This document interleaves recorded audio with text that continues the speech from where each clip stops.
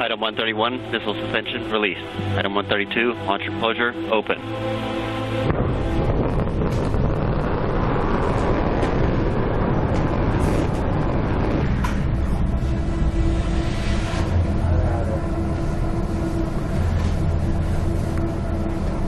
Muerte, destrucción, amenaza, misil y sanción es el lenguaje de uno de los líderes más importantes en el mundo. No porque sea sabio, sino porque trae la licencia de presidente. Y esto preocupa mucho. Las locuras de Donald Trump, las mentiras de Donald Trump, las amenazas y decisiones contradictorias han provocado que todo el mundo se cuestione qué realmente pasa en la mente del presidente de Estados Unidos. Irán ya dijo que tiene demencia y retraso mental. Y dentro de Estados Unidos, muchos, cada vez muchos más, se ríen de sus declaraciones y de sus decisiones. Y es que sí, lo que hace Donald Trump es de payaso, de cirquero y hasta da mucha risa. Pero que no por dar risa, las amenazas no dejan de ser peligrosas y de miedo para el mundo entero. Aquí le pongo algunas, porque hoy quiero ir más allá de la enfermedad mental. Soy Roberto de la Madrid y esta noche desde aquí, desde el ojo del huracán, desde Oriente Medio, detrás de la razón. Sweet Lord, America was 10 minutes away from bombing Iran. And who stopped it? Donald Trump. Yeah. What's that? Who ordered the strike? Also Donald Trump. The point is, we are at peace, thanks to and in spite of President Trump.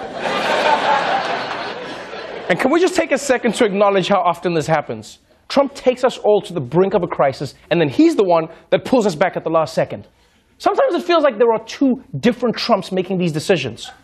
And you know what, like maybe they are. Maybe he has an identical twin running around the White House. I mean, that would explain all of the flip-flopping. In fact, it would explain everything. It'd be like, the Mexicans are rapists, and some of them are good people.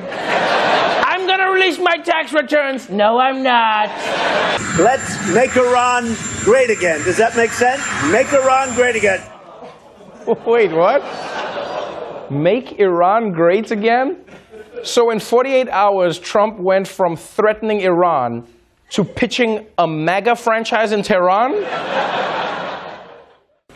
Trump was proud of himself. According to one source, he liked the command of approving the strike, but also the decisiveness of calling it off. Yes, it's that simple. Donald Trump likes the decisiveness of calling off the terrible command Donald Trump just gave. Obviously, the people of Iran are great people. You know, I know many of them. I lived in New York. I have many friends that are Iranian. I did not bomb them this time, but if I changed my mind, you should all know that I would be obliterating some fantastic people. Really great. They will be missed. El problema es que loco o no loco, él tiene el mando del ejército y hasta los códigos nucleares. Y la amenaza, aunque sea bluff, no deja de ser peligrosa.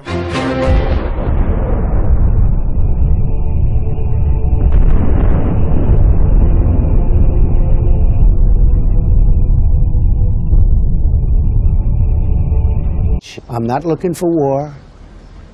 And if there is, it'll be obliteration like you've never seen before. The United States is not in a position to obliterate Iran. They do not have the capability other than using prohibited weapons. President Trump should remember that we don't live in the 18th century. There is a United Nations Charter, and threat of force is illegal. Este dron de Estados Unidos fue la gota que derramó el vaso. Irán lo derribó, argumentando que violaba su espacio aéreo.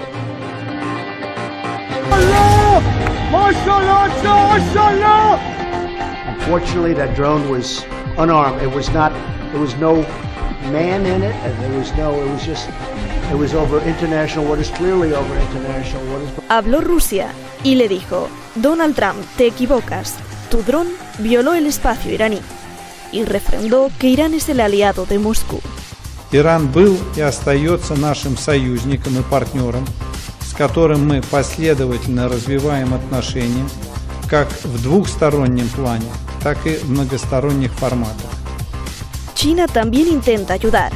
Denuncia la política de máxima presión de Estados Unidos contra Irán y sigue desafiando la prohibición de compra de petróleo iraní por parte de Trump. De cualquier forma, el viernes se verán las tres potencias frente a frente en el G20 de Japón. Y seguro que hablarán de Irán.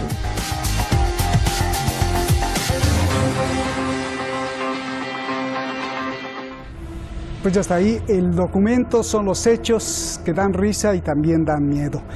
Muchas gracias a usted, al equipo detrás de La Razón, a los diseñadores gráficos, al equipo de investigadores, a la oficina allá en Madrid. Muchas gracias por todo su trabajo y su esfuerzo para que este programa salga adelante, pero sobre todo y más que todo a usted, porque sigue ahí en las redes sociales apoyando el programa a pesar de las frecuentes cancelaciones de la cuenta de YouTube de este programa y de Espánteme.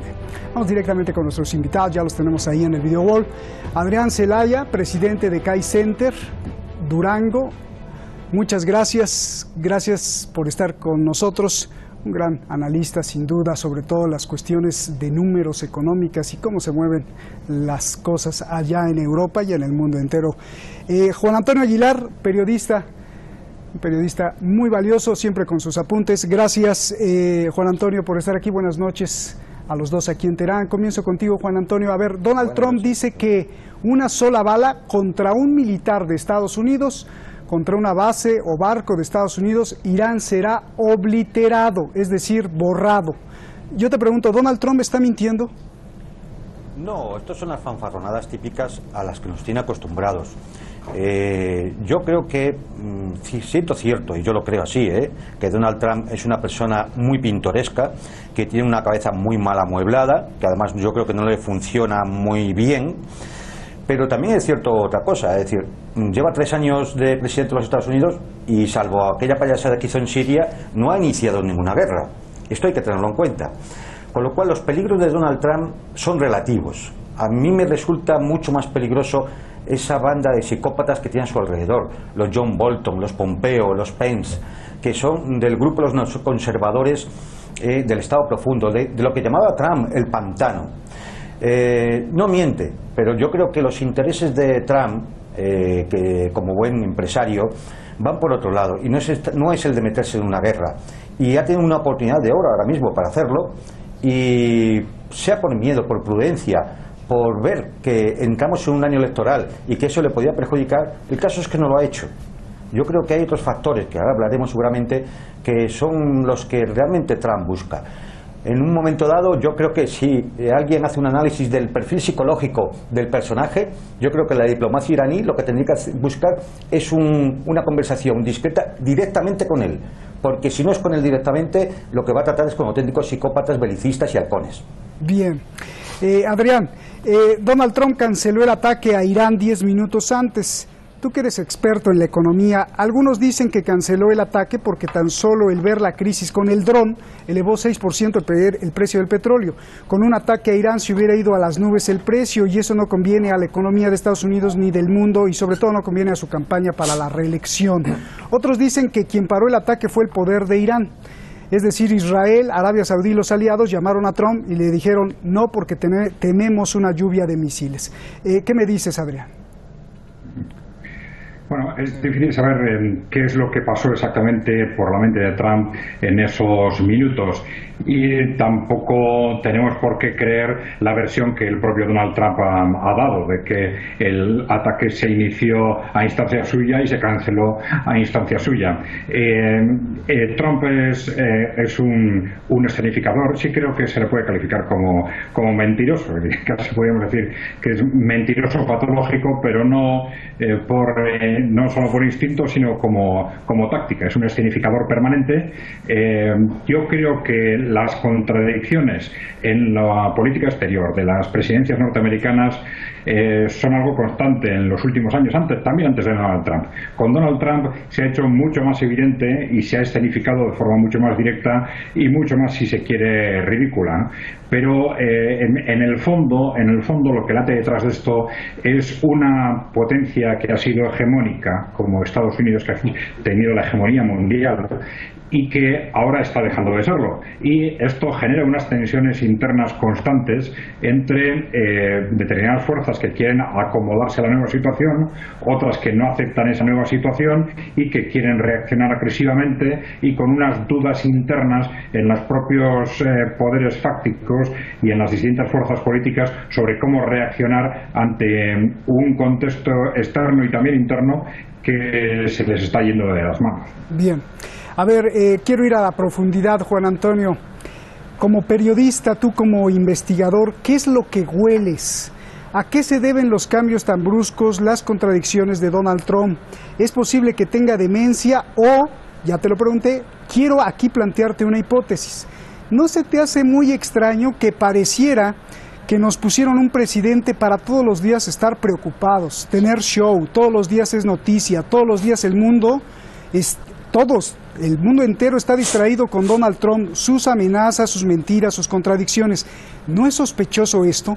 Porque pareciera que hay un plan ya hecho, que se está llevando a cabo discretamente por los lobbies más poderosos, y Donald Trump dijo, no se preocupen, yo mientras distraigo al mundo con mis locuras, y estamos perdiendo de vista algo. ¿Qué me dices de esto, Juan Antonio? Bueno, yo creo que efectivamente la Casa Blanca se ha convertido en un auténtico manicomio. Evidentemente Trump ahí juega un gran papel, pero no es el único, Es decir, no creo que Bolton esté mentalmente mucho mejor que Trump. Es decir, lo que yo sí veo que de alguna forma todo esto es una escenificación a veces ridícula, como ha dicho el compañero, pero hay una lógica, hay una lógica profunda, pero hay una lógica. Estados Unidos sabe y Trump sabe que un conflicto con Irán iba a significar el bloqueo del estrecho de Hormuz, que es el 30 y el 40% de los hidrocarburos y de las fuentes energéticas que llegan a gran parte del mundo. Eso implicaría solamente en el mercado de derivados una caída y un coste económico que posiblemente se entraría en recesión. Estaríamos hablando de billones con B de dólares. Es decir, y Trump necesita, y tiene esa lógica, necesita que eso esté abierto por razones económicas globales, pero también necesita otra cosa, y es que el precio del petróleo se mantenga alto, alrededor de los $70 el barril. ¿Por qué? Porque si volviera a bajar, si Irán volviera a vender 2.500.000 barriles de petróleo al día, si Venezuela vendiera 2 millones otra vez de barriles diarios, si Siria pudiera vender su 1 millón de barriles diarios, el precio del petróleo caería seguramente alrededor de los 30 o 40 dólares como mucho. Y entonces toda la industria del esquisto norteamericano, de hidrocarburos, esto que le hace ser ahora energéticamente autónomo, incluso exportar, se vendría abajo. Y eso sí que sería una crisis terrible para la economía norteamericana y una recesión para todo el mundo. Entonces todo esto al final, sí, mucha fanfarronada, mucha locura. Pero si observamos los objetivos, Irán, Siria, Venezuela, intentar evitar que el gas ruso llegue a Europa, tienen una lógica. Es decir, que a veces la locura del personaje nos hace desviarnos de que efectivamente hay un plan detrás y hay unos intereses detrás, ¿no? Es decir, y esto hay que tenerlo en cuenta. Gracias, por eso estamos en Detrás de la Razón. Bueno, no, eso es un cebollazo, como se dice en México. A ver, Adrián, ¿hay algo más que no estemos viendo? Dime tú. No, de hecho te voy a hacer la pregunta ya de una vez. Mira, hay análisis económicos que dicen que las amenazas contra Irán, las amenazas contra Venezuela, contra China, contra Rusia, se deben a que es el intento desesperado de Estados Unidos por salvar al dólar, debido a varias cosas. Uno, a que Rusia y China se están uniendo para matar al dólar. Dos, la deuda mundial en dólares sube como espuma. Y tres, y lo más importante, debido a que en pocos meses habrá un reset bancario global, un reset financiero, que cambiará el sistema mundial al patrón oro. Tú que eres experto en economía, ¿qué piensas de esto? ¿Es paranoia o es posible esto? Bueno, yo creo que es perfectamente posible. Más que eso diría que es una tendencia lógica de futuro. Otra cosa es atreverse a adivinar el cuándo se pueden producir esos procesos. La caída del dólar parece que es una necesidad inevitable si tenemos en cuenta la pérdida de peso de la economía de Estados Unidos en el conjunto mundial y la pérdida de peso también político y militar, que son en definitiva los tres factores que estaban manteniendo el dólar como moneda de reserva. Una vez que esa hegemonía de Estados Unidos se pone en cuestión, sabemos que el mantenimiento del dólar como moneda de reserva es cuestión de tiempo. Pero ahí hay muchos factores psicológicos, de confianza y tal, en las que seguramente los gobiernos, los servicios de inteligencia estarán jugando con distintas estrategias. A mí me cuesta, evidentemente, hacer una estimación sobre cuándo se puede producir, pero que efectivamente eso en algún momento se va a producir, está claro, y que eso tiene que ser lógicamente una preocupación de primer orden para digamos, las élites que controlan Estados Unidos. Efectivamente, como tú decías, es difícil de creer que no haya algo más aparte de esa estrategia de Donald Trump, que es, digamos, de una escenificación continuada, pero aparentemente de un fracaso continuado. Aparentemente parece que es una estrategia que fracasa con Corea del Norte, fracasa con Venezuela, fracasa en Siria, fracasa con Irán. Bueno, todos estos fracasos algo quieren decir.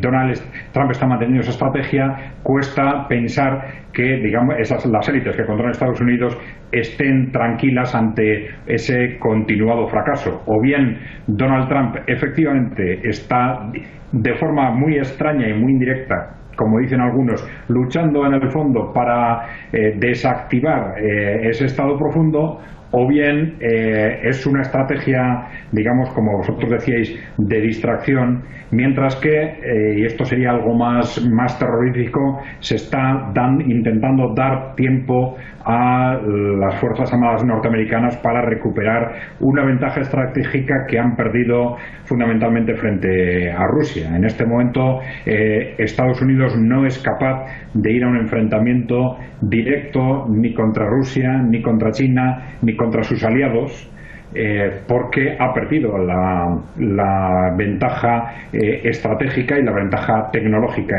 en defensa. El riesgo que tenemos en este momento es que el dejar pasar el tiempo dé una oportunidad a Estados Unidos de recuperar esa ventaja en la medida en que hagan una inversión masiva con una mayor eficiencia de lo que han hecho hasta ahora, porque, como sabemos, el ejército de Estados Unidos ha sido quizás la organización que mayores derroches económicos ha realizado en todo el mundo, ¿no? Juan Antonio, Adrián, ponle atención a esta pregunta porque también quiero que me digas, pero primero con Juan Antonio, porque la pregunta sigue siendo muy interesante. ¿Para qué Estados Unidos quiere someter a Irán? Tenemos un Estados Unidos con Obama que quiso un acuerdo con Irán y tenemos ahora un Donald Trump con exactamente lo contrario. Quiero que veamos esto en el contexto global. Juan Antonio, hay teóricos económicos que dicen que Trump más bien está en guerra por contrarrestar a los globalistas sionistas que quieren imponer una moneda mundial, una ley mundial y un gobierno mundial y desaparecer poco a poco los países. Esos globalistas sionistas le apuestan a la migración, al libre comercio, al multilateralismo y sobre todo le apuestan a China, ya que fueron los globalistas los que inyectaron dinero a China al llevarse ahí a todas las fábricas de las transnacionales más poderosas del mundo. China necesita alianzas y ahí está Rusia y también Venezuela. Entonces aparece Trump para quitarle el alimento básico a China, el petróleo, y a quien ataca, a Venezuela y a Irán. ¿Qué me dices de esto? Vamos a ver, en todo este proceso hay evidentemente un cruce de contradicciones muy importante. Hay una contradicción interna en los Estados Unidos entre Trump y lo que llamamos el Estado profundo. El Estado profundo es fundamentalmente gran parte del Partido Republicano y sobre todo los neocons republicanos, del Partido Demócrata, y los neocons republicanos. Y hay una guerra sin cuartel que se lleva desarrollando desde que Donald Trump ganó las elecciones.